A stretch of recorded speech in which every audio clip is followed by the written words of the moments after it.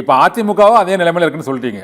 இப்போது உச்ச நீதிமன்ற தீர்ப்பு விஜய்க்கு அது சாதகமாக வந்திருக்கிறது. சிபிஐ விசாரணை மற்றும் இங்க சிறப்பு புலனாய்வு குழு விசாரணை தேவையில்லை, அந்த அருணா ஜெகதீசன் ஆணையம் விசாரணை தேவையில்லை என்று கூறிவிட்டது. இந்த உச்சநீதிமன்ற தீர்ப்பு வந்து அது ஒரு 10 நாட்கள் ஆகிவிட்டது. இன்னும் விஜய் வீட்டை விட்டு வெளியே வருவதில் என்ன சிக்கல் இருக்குதுன்னு நினைக்கிறீங்க சார் நீங்க? அதை பொறுத்தவரை நாம் சரியா பதிலாக சொல்ல வேண்டும் என்று சொன்னால் அவர் வெளியில வர வேண்டும், அந்த இடத்தை நோக்கி போக வேண்டும்.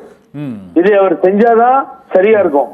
ஆகவே என்ன காரணம் வெளியில வரமாட்டேன்றார் வெளியில வரமாட்டேன்றார்னு மற்ற நாட்களில் சொல்வது போல இப்பொழுது அதை நியாயப்படுத்தி சொல்வதற்கும் ஆகாது. ஆகவே விஜய் வெளியிலே வர வேண்டும் என்றுதான் அவர் கட்சிக்காரர்களும் தொண்டர்களும் மற்றவர்களும் அங்கே பாதிக்கப்பட்டவர்களும் பொதுமக்களும் அதை நோக்குகிறார்கள். பணத்தை அனுப்பிச்சது ஒரு பக்கம் இருக்கட்டும், நேரடியா போய் பார்க்கும் பொழுதுதான் பல விஷயங்களை அவர் தெரிந்து கொள்ள முடியும். ஆகவே நான் அடிக்கடி உங்கள்கிட்ட சொன்னேன், நேரா போயிட்டு அரெஸ்ட் பண்ணா பண்ணட்டுமே, போக வேண்டியதுதான் எல்லாரும் சொன்னேன். ஆகவே இப்பதான் ஒவ்வொருத்தங்களா வெளியே வர ஆரம்பிக்கிறாங்க. ஆகவே அவர் அங்கே சென்றால்தான் அந்த அரசியல் ஸ்திரத்தன்மை ஏற்படும், மிக எழுச்சியாக வேகமாக தொடர்ந்து நடைபெற முடியும். சார் அவருக்கு விஜய்க்கு இப்போ ஏற்கனவே அது காங்கிரஸ் தரப்புல ராகுல் காந்தி அவரை போன்ல அழைத்து அவரோட டிஸ்கஸ் பண்ணியிருக்கதா சொல்றாங்க. ஒண்ணு. இன்னொன்னு 2, பாரதிய ஜனதா கட்சி தரப்பிலும் அவருக்கு சாதகமான பல்வேறு விதமான பேச்சுவார்த்தைகள் நடைபெறுவதா கூறுறாங்க.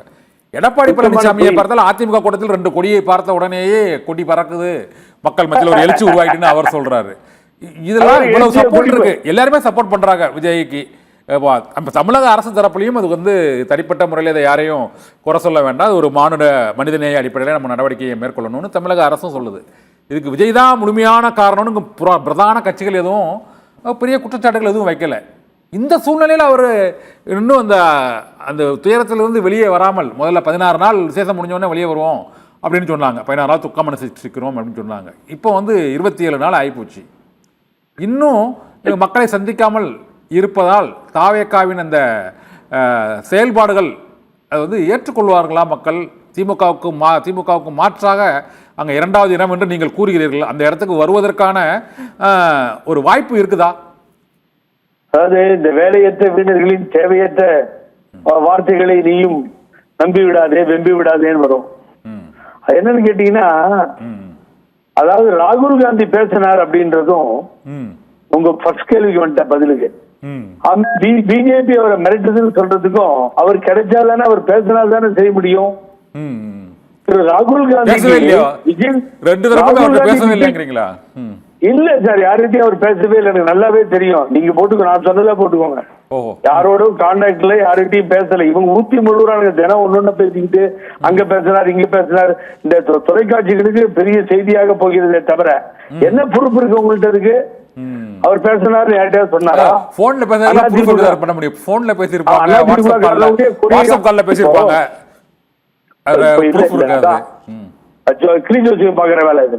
அது என்னன்னு கேட்டீங்கன்னா, இன்னொரு விஷயம், ராகுல் காந்திக்கு இந்தியாவினுடைய கூட்டணி கட்சிகள் முக்கியமா, 39 நாடாளுமன்ற உறுப்பினர்களை வைத்திருக்கின்ற திராவிட முன்னேற்ற கழகம் முக்கியமா, ராகுல் காந்தி அவர்களுக்கு விஜய் முக்கியமா? எப்படி பிரிச்சுக்கிட்டு வருவாங்கன்னு எதிர்பார்க்கிறாங்க. அகில இந்தியாவில் பெரிய வாரே நடக்குது, மத்திய அரசுக்கும் எதிர்கட்சிகளுக்கும் அங்கே நடந்து கொண்டிருக்கிறது. பீகார் தேர்தலில் மாறி ரிசல்ட் வரும், அந்த தேர்தலில் பாரதிய ஜனதா கட்சி தோற்றுவிடும், நிதிஷ்குமார் தோற்று விடுவார் என்கின்ற செய்திகள் எல்லாம் வருது. இப்படிப்பட்ட சூழ்நிலை, இந்த திராவிட முன்னேற்ற கழகத்தினுடைய 39 இடங்களையும் வைத்துக் கொண்டுதான் அவர்கள் இந்தியா கூட்டணி ஸ்ட்ராங்கா இருக்கு.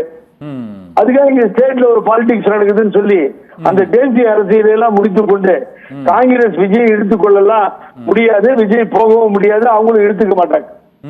அதை வந்து ராகுல் காந்தி இருக்கட்டும் யாரா இருக்கட்டும் ஒத்துக்க மாட்டாங்க. ஒரு எல்லையே மீறிய கணக்குகள், காங்கிரஸ் வந்துரும், விஜய் போயிடுவாரு, கூட காங்கிரஸோட சேர்ந்துருவாரு, அப்புறமா பழனிசாமி அலையிறாரு, அவரு ஏத்துக்குவாரு, பெரிய கூட்டணி ஏற்படும்.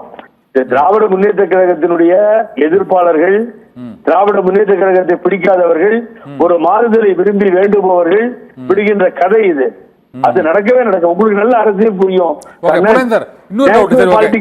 ராகுல் காந்தி பேசுவதற்கான வாய்ப்பு